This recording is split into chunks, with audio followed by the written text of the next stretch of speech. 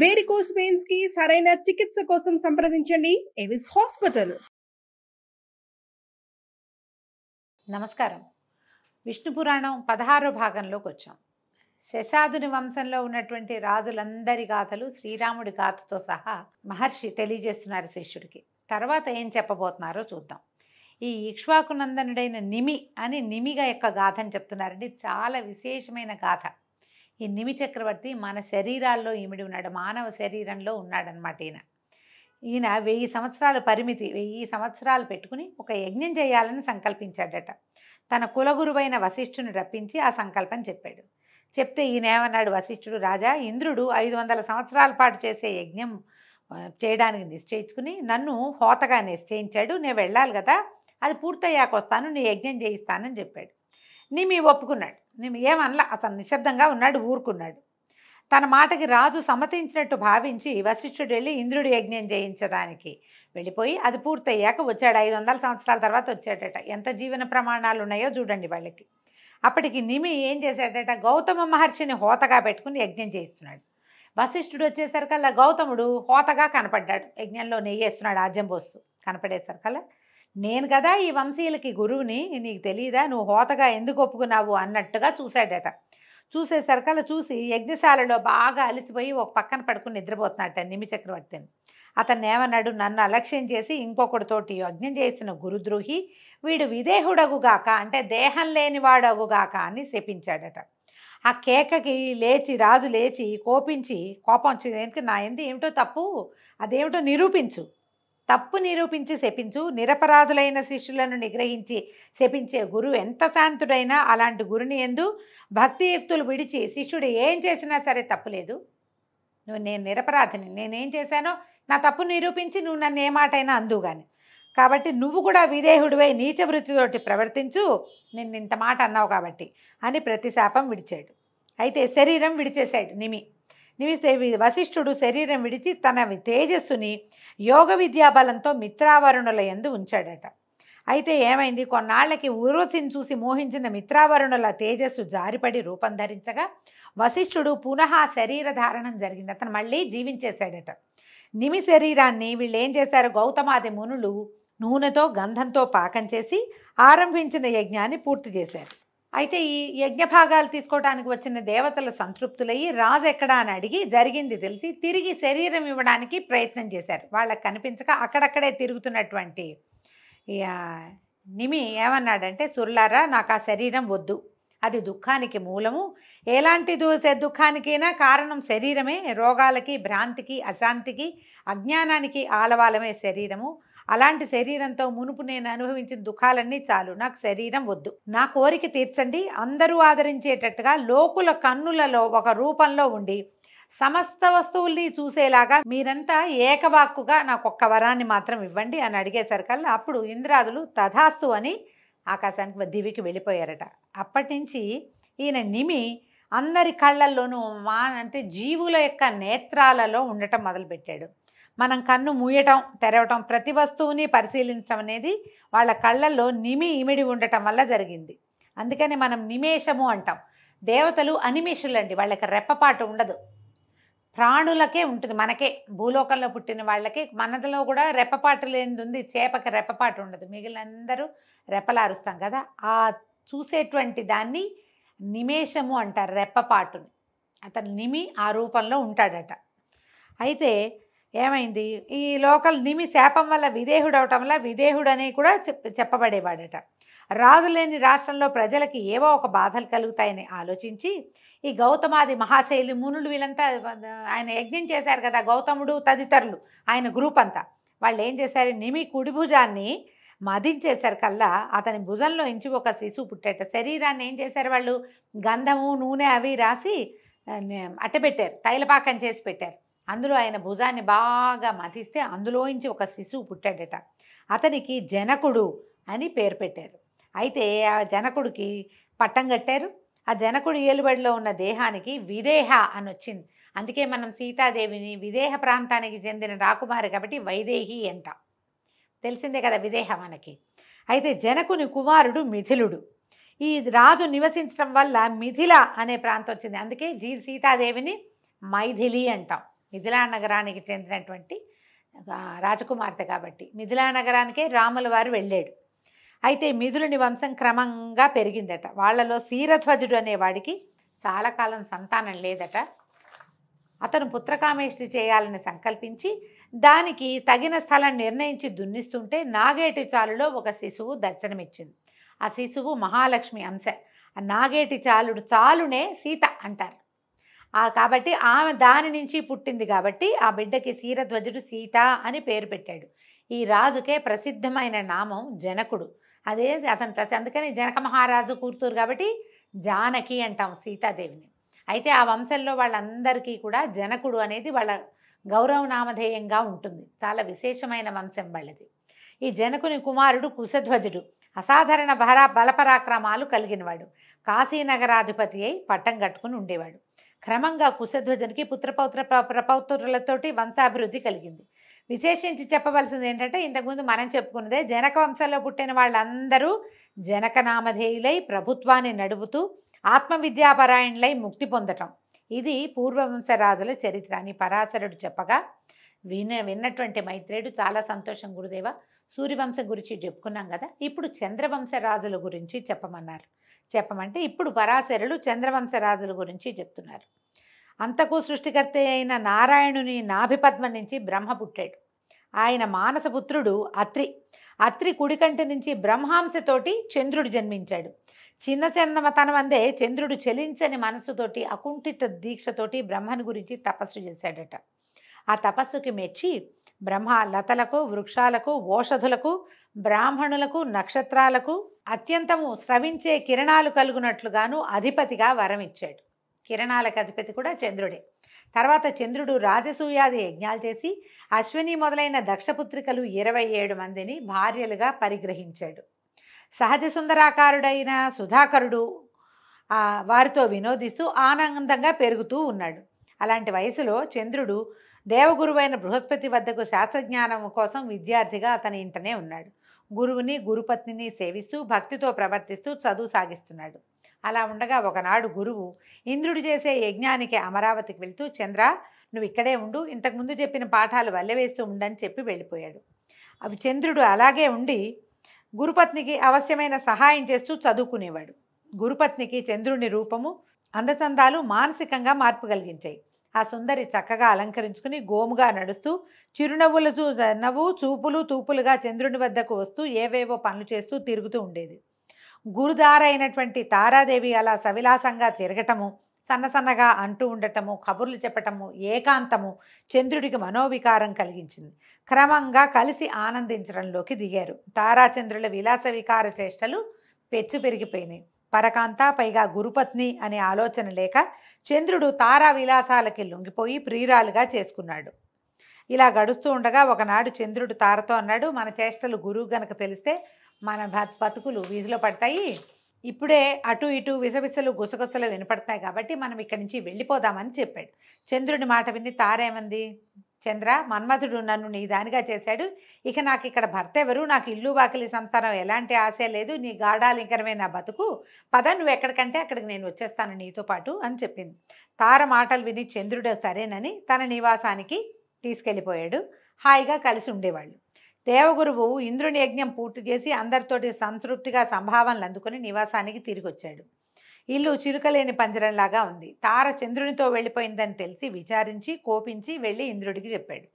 ఇంద్రుడు ఆశ్చర్యాగ్రహాలకు లోనే కొంతసేపు ఆలోచించి మునులందరినీ పిలిచాడు. చంద్రుని నీచకార్యం వారికి చెప్పి వెళ్ళండి, నయావన్నా భయానా ఒప్పించి తారని అప్పగించేట్టు చేయండి, కాదంటాడా కోపించి అదిలించి అయినా సరే తారని తీసుకురండి అని పంపించాడట. మునులు చంద్రుడి వద్దకు వెళ్ళి తగిన సత్కారం సంభాషణలు అయ్యాక నిష్ఠూరంగా బోధించారు. రోహిణీ వల్లభ, ఎప్పటికప్పుడు శృంగార విలాసాలను, కువలయానందాన్ని కలిగించే చల్లని గుణాలను, సమయానుసారంగా దేవతలకు మేలు కలిగించే సద్బుద్ధి, గురువునందు ఉండవలసినటువంటి భక్తి విడిచి గురుదార అయిన తారని ఎత్తుకురావడం పాపకార్యం కదా. నువ్వు చేసిన ఈ తప్పుడు పనికి ఇంద్రాదులు నీపై కోపమనస్కులుగా ఉన్నారు. ఎందుకు ఈ రగడ, తారని విడిచిపెట్టు, ఈ లోకంలో నీకు వచ్చినటువంటి అపకీర్తిని బాపుకో అని చెప్పారు. చెప్పేసరికల్లా చంద్రుడు తిరగబడ్డాడు.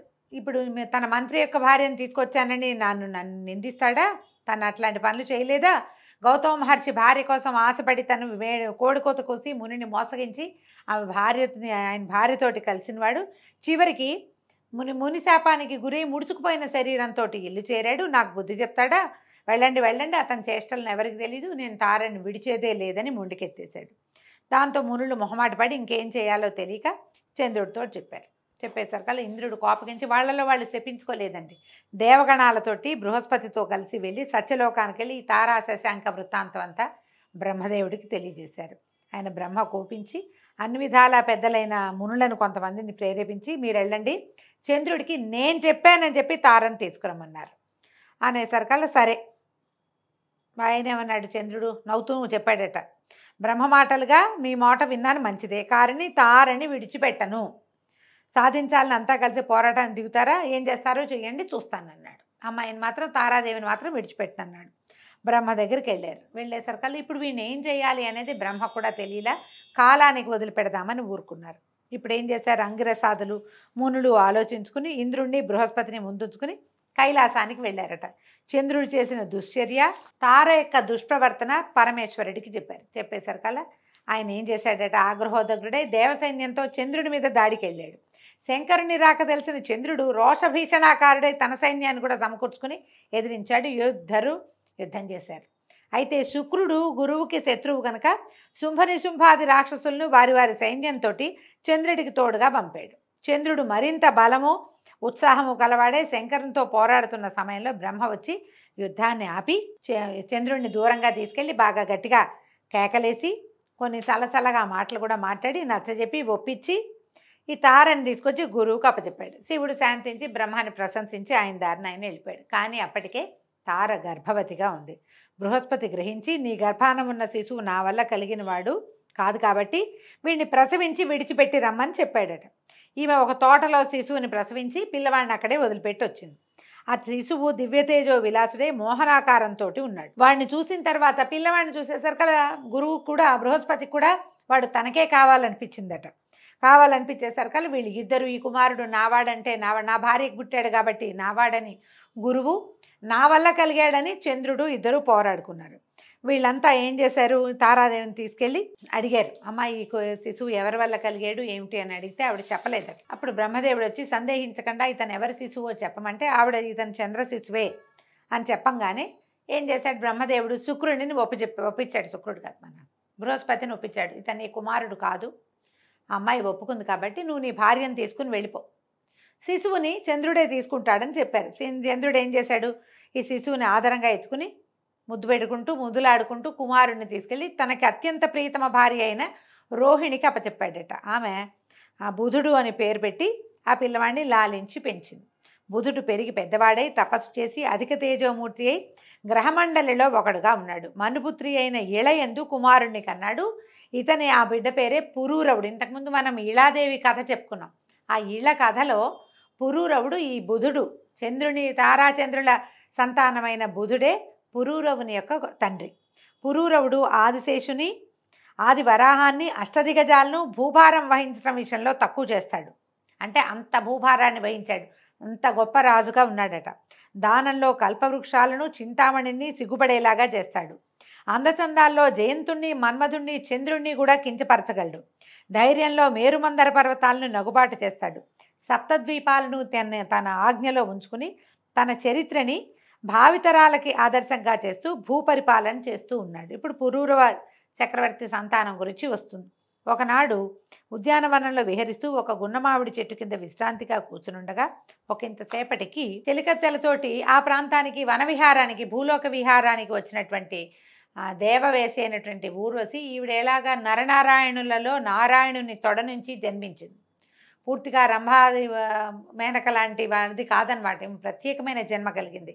ఆమె సవిలాసంగా చూస్తూ ఉండగా ఈ పురూరవుడు ఆమెను చూశాడు. పద్మాక్షి, నువ్వెవరు, దివ్యస్ఫూర్తితో ఉన్నాయి నీ రూపురేఖలు, నీ తేరు చూస్తే ఒక ప్రత్యేకమైన విలాసం కనపడుతుందంటే ఈవిడ ఈ పురూరవుని అందచందాలకి మెచ్చి, రాజా నా పేరు ఊర్వశి, దేవకాంతని, కొన్నాళ్ళు భూమి మీద ఉండవలసి వచ్చింది, ఇలా వచ్చాను, నీకోసమే వచ్చానని చెప్పింది. ఈ ఊర్వశి మాటలు విన్నటువంటి పురూరవుడు కూడా పరవశుడైపోయి నన్ను ఆనందపరచు, నన్ను ప్రేమించు, నాతోటి ఉండు, నన్ను వివాహం చేసుకోమని ఆమెను అడిగాడు. అడిగేసరికల్లా ఈవిడ ఏమంది, అలాగే తప్పకుండా ఉంటాను. నా దగ్గర 2 గొర్రె పిల్లలు ఉన్నాయి. వీటిని రెండిటిని నువ్వు కాపాడాలి. నీ వల్ల వాటికి ఏ అపాయము రాకూడదు. తర్వాత నువ్వు దిగంబరుడివై నా కంట పడకూడదు. ఆ సమయంలోనే నేను నిన్ను వదిలిపెట్టి వెళ్తా, లేకపోతే నేను నీతోటే ఉంటాను. నాకేమో ఆహారం నెయ్యి, నేను నెయ్యే తింటా, ఇంకేమీ తినదట ఊర్వశి. దానికి లోపం రాకూడదు, ఇవి నా ప్రమాణ వాక్కులు అని చెప్పింది. చెప్పేసరికి పురూరవుడు నీ మాట దాటకుండా ప్రవర్తిస్తా అని మాట ఇచ్చి ఊర్వశిని చేరదీసుకున్నాడు. ఇద్దరూ ఒకటై భోగానుభవంతో పరమానందమూర్తులుగా ఉండేవాళ్ళు. ఊర్వశి సురలోకం విడిచి నరలోకంలో ఉండటం వల్ల దేవలోకంలో కొంత భోగభాగ్యాలకి కొంచెం తక్కువైతే విశ్వావసుడు అనేటువంటి గంధర్వుడు ఆలోచించి వాళ్ళకి ఎడబాటు కలిగించడం కోసం ఒకనాటి రాత్రి వాళ్ళు ఏకాంత స్థలంలో ఉండగా ఒక గొర్రెని ఎత్తుకుపోయాడట. అయితే ఈ గొర్రె ఏం చేసింది, అవి వెళ్తున్న గొర్రెపిల్ల పైనుంచి వినేవాళ్ళకి విసుగు పుట్టేలాగా అరవటం మొదలుపెట్టిందట. ఎప్పుడైతే ఈ గొర్రెపిల్ల దీనంగా అరవటం మొదలుపెట్టిందో ఈ ఊర్వశి ఏమందట, ఎవడో దొంగ నా గొర్రెని ఎత్తుకుపోయాడు, వెళ్ళి తీసుకురా అని పదే చెప్పిందట. పురూరవుడు ఆమె మాట వినిపించుకోలేదట. అయితే ఇంతలో ఏమైంది, ఆయన వివస్త్రుడిగా ఉన్నాడు. అర్ధరాత్రి సమయం. వెళ్తే ఈమె నన్ను చూస్తుందేమోనని భయపడి గబుక్కుని వెళ్తే ఈమెకి నేను కనపడతానేమో దిగంబరంగా అని ఆయన వెళ్ళలేదట. అయితే ఇంతలో ఏం చేశాడట, ఆ విశ్వావసుకి ఇంకొక గంధర్వుడు సాయం వచ్చి ఆ 2వ గుర్రెని కూడా ఎత్తుకుపోయాడు. అది ఇంకా విచార సూచకంగా అరవటం మొదలుపెట్టింది. దాంతో ఊర్వశి కోపించి, ఓ రాజా, నా కొడుకుల్ని దుర్మార్గులు ఎత్తుకుపోతుంటే అరిచిన అరుపులు వినపడ్డలేదా నీకు? కదలకుండా మెదలకుండా కూర్చున్నావు. ఇది నీచుల పని. నిన్ను కలిసి అనాథనయ్యాను. నీ వల్ల చూడు నా జీవితం ఇటు అయిపోయింది. ప్రాణానికి ఒక ఎత్తుగా పెంచుకున్న గొర్రె పిల్లల్ని ఎవరో ఎత్తుకుపోతుంటే దాన్ని రక్షించలేని పురుషుడు నాతో ఉండటం ఏమిటి అని ఆవిడ నానా తిట్లు తిట్టేసరికి దాంతో ఈ పరుషవాకలకి కోపించినటువంటి ఈ పురూరవుడు నిద్ర మంచం మీద నుంచే ఒంటి మీద కట్టుబట్టలేదన్న ధ్యాస లేకుండా కోపంతో లేచాడు. మంచానికి పక్కన నిలబెట్టి ఉన్న తన ఖడ్గాన్ని పుచ్చుకుని పరిగెత్తపోయేసరికల్లా ఎట్లా ఏమనుకున్నాడు, ఇది చీకటి మాటున ఊర్వశి తనని చూడదని నమ్మాడు. దీపం ఆర్పేశాడట. ఆయన చీకట్లో పరిగెత్తేసరికల్లా గంధర్వులు రాజు ఐడియా తెలుసుకుని ఆయన దీపం ఆర్పేశాడు. ఊర్వశి ఈయన్ని దిగంబరంగా చూడదని మెరుపులు పుట్టించారట ఆకాశంలో. అయితే ఈ పుట్టించిన మెరుపుల్లో రాజు తొందరపాటుతోటి వివస్త్రుడిగా ఉన్న దానిని ఈమె ఊర్వశి చూసేసింది. చూడగానే మొదట చేసిన శపథం ప్రకారము ఆమె దివికి వెళ్ళిపోయిందట. గంధర్వులు ఆ 2 గొర్రె పిల్లల్ని కింద పడేశారు. వాటి వెనకాల పరిగెత్తిన రాజుగారు 2 గొర్రె పిల్లలు పుచ్చుకుని వెనక్కి తిరిగి వచ్చేసరికి ఏమైంది, గొర్రె పిల్లలు ఉన్నాయి, ఊర్వశి లేదు. దాంతో మతిపోయిందట ఆయనకి. తర్వాత ఏమైంది, ఇక అట్లా ఆమె కోసం వెతుకుతూ ఉండేవాడు మతిపోయిన వాళ్ళకి. అలా తిరుగుతూ ఉండేవాడట. రాజ్యాన్ని వదిలేశాడు. ఇప్పుడు కురుక్షేత్రానికి చేరి అక్కడ సరస్సులో చెలికత్తలతో ఉన్న ఊర్వశిని చూసి పరమానందంతో ఆమెను కౌగలించుకున్నట్టు ఆవేశంతో అన్నట్ట, పువ్వు తాబీలాగా కలిసున్నాం మన ఇద్దరము, నువ్వు నన్ను విడిచిపోవటం కుదురుతుందా? ఆ రోజు నుంచి నేను ఉన్మత్తుడిని అయిపోయాను. అదృష్టవశాత్తు నాకు కనిపించావు, నన్ను కాపాడు, నాతో ఉండు అని బతిమలాడాడట. ఈ పురూరవుడి మాటలు విని జాలిపడిన ఊరసంది, రాజా, ఎదురులేక ఈ జగమంతా ఏలే రాజువి, ఇలా దీనావస్థకి చిక్కేవంటే దైవ సంకల్పం అనుకోవాలి. సరే, నేను నీతోటి ఇవాళ ఉంటానని ఆ రాత్రి ఆయనతోటే ఉందట. అయితే తెల్లవారు చెప్పింది, నేను ఈ పూట గర్భవతినయ్యాను, అచిరకాలంలో చక్కటి కుమారుడు కలుగుతాడు, ఆ సమయానికి నువ్వు మళ్ళీ రా, నువ్వు నీ రాజ్యంలోనే ఉండవు, దయచేస్తావు కదా, అప్పుడు వస్తావు కదా అని రాజుని సంతోషపెట్టి, నేను నీతోనే ఉన్నాననుకో, నేను ఎలాగో గర్భవతిని, నేను కొంచెం ఏకాంతంగా రెస్ట్ తీసుకుంటూ ఉండాలి కాబట్టి నువ్వు వెళ్ళిపోమంది. అప్పుడు ఆయన నగరానికి వెళ్ళిపోతే ఈవిడ తన చెలికత్తెలకి ఈ విషయం అంతా చెప్పిందట. చెప్పేసరికి చెలికత్తెలు అన్నారు, 2వ మన్మధుడిలాగా ఉన్నాడు, అసలు ఆయన చూడంగానే మాకు కూడా మనసు చెల్లించింది, అలాంటి వాడిని నువ్వు ఎందుకు వదిలిపెట్టాలి, నువ్వు మరికొంతకాలం ఈ రాజును సంతోషపెడుతూ అతనితో ఉండమంటే ఈవిడేం చేసింది, సరేనని మళ్ళీ రాజుగారి దగ్గరికి, పురూరవుడి దగ్గరికి వచ్చేసిందట. కొంతకాలానికి కుమారుడు కలిగాడట. వరుసగా 5 కుమారులు కలిగారు. అయితే ఈ విశ్వావసుడు అనే గంధర్వుడు మొదట గొర్రె పిల్లల్ని ఎత్తుకుపోయి ఊర్వశిని ఎడబాటు కల్పించాడు కదా, అతను కొంతమంది గంధర్వులతోటి ఇతని దగ్గరకు వచ్చి, రాజా, నీకు ఊర్వశికి ఎడబాటు కలిగించి ఎన్నో బాధలు పెట్టాము నిన్ను, అవన్నీ మర్చిపో, నీకు ఒక వరం ఇస్తాము, కోరుకోమన్నట్ట. అప్పుడు ఈయన ఏమడిగాడు, శత్రుభీకరమైన పరాక్రమము, రథగజ తురగాది సమృద్ధమైన రాజసంపద, ఇంద్రియాలని జయించే శక్తి, మిత్రులను బంధువులను దీనులను ఆదరంగా పోషించగలిగేటువంటి ఆర్థిక స్థితి, ఊర్వశితోటి సహజీవన సౌఖ్యము ఇలా కోరుకుంటే ఆ విశ్వావసువు తథాస్తు అని ఒక అగ్నికుండికని ఇచ్చాడట. ఇచ్చి దీంట్లో ఉన్నటువంటి అగ్నిని 3 భాగాలుగా చేసి యజ్ఞం చేస్తే నీ కోరికలన్నీ నెరవేరుతాయి చెప్పేశారు కదా. ఈ రాజుగారు అది అగ్నికుండికని పక్కన పెట్టుకున్నాడట. అయ్యో వరం కోరుకో అని గంధర్వులు అనంగానే ఈ అగ్నికుండికని అడిగి తీసుకున్నాను. ఊర్వశిని నాకు ఇచ్చేయండి అని అనలేకపోయాను. ఇంకా యజ్ఞాలు కొండన్నవి ఏంటి ఆమె మీద అపరిమితమైన ప్రేమ కలిగి ఉన్నవాడిని, నాకు ఊర్వశే కావాలని నేను ఎందుకు కోరుకోలేదు అని చాలా ఆలోచించుకుంటూ ఇక నేను ఇక్కడ ఉండనని ఆ అగ్నికుండికని ఏం చేశాడు, అక్కడెక్కడో పెట్టేసి ఇంటికి వెళ్ళిపోయాడట. అడవిలో వదిలేశాడు. ఆయనకి అంటే మనసు పరిపరి విధాల పోవటం మానవులకి ఇలాగే ఉంటుంది. తీసుకుంటే ఎందుకు తీసుకున్నావా అనిపిస్తుంది, వదిలేస్తే ఎందుకు వదిలేసామా అనిపిస్తుంది. ఇంటికి వెళ్ళిపోయాడు. ఇంటికి వెళ్ళిపోయాక ఆయనకు అనిపించింది తెల్లవారుజామున మెలకు వచ్చేసరికి అయ్యో ఎంత తెలివి తక్కువతాను, గంధర్వులు ఇచ్చిన అగ్నికుండికని అక్కడే వదిలిపెట్టానే, పోయేది తీసుకొచ్చి దాంతో యజ్ఞం చేస్తానని అగ్నికుండిక కోసం మళ్ళీ వెనక్కి వెళ్ళాడు. రాత్రి ఒక ఊహ వచ్చింది, తెల్లవారేసరికి ఊహ మారింది. మన ఊహలు మారుతాయి కానీ విషయాలు కూడా అవే మారిపోతాయి కదా. మన ఊహ ఎట్టా మారిందో విషయం కూడా మారిపోతుంది. అక్కడికి వెళ్ళేసరికల్లా ఏమైంది, ఆ అడవిలో ఆ అగ్నికుండిక లేదు. ఏ కుండాన్నైతే వాళ్ళు ఇచ్చారో దాంట్లో ఆ అగ్నిని పెట్టి అది ఎక్కడ కనిపించాలి. అటు ఇటు వెతికి చూస్తే ఒక జమ్మి చెట్టు, ఒక రావి మొక్క, దాంట్లో ఒక రావి మొక్క కనపడ్డాయిట. అప్పుడు ఏమనుకున్నాడు, ఓ ఆ అగ్ని ఈ చెట్టుగా మారి ఉంటుందని మునులను రప్పించి ఏం చేశాడట, ఈ వేదమాతృకమైన మంత్రాన్ని ఉచ్చరిస్తూ ఆ చెట్టుని నరకడానికి సంసిద్ధుడయ్యాడు. ఆ పని కాగానే ఆ మంత్రాక్షరాల సంఖ్యతో సరైన అంగుళాల నిడుపున అరణిని కల్పించి అగ్నిని సృష్టించి అందరూ అద్భుతంగా ఉంది అని చెప్పేటువంటి యజ్ఞాన్ని నెరవేర్చాడు. దాని ఫలితంగా ఊర్వశి అతని సొంతమైంది. అలా కోరిక తీర్చుకుని అన్ని లోకాల్లోనూ ఊర్వశితోటి విహరిస్తూ వచ్చి రాజ్యాన్ని నీతియుక్తంగా జనరంజకంగా పరిపాలిస్తూ ఉన్నాడు. దీంతో ఊర్వశీ పురూరవ సంవాదము పూర్తయిందండి. ఈరోజు దీంతో సమాప్తం. రేపు ఉదయం మళ్ళీ తరువాయి భాగంలో కలుసుకుందాము. నమస్కారం.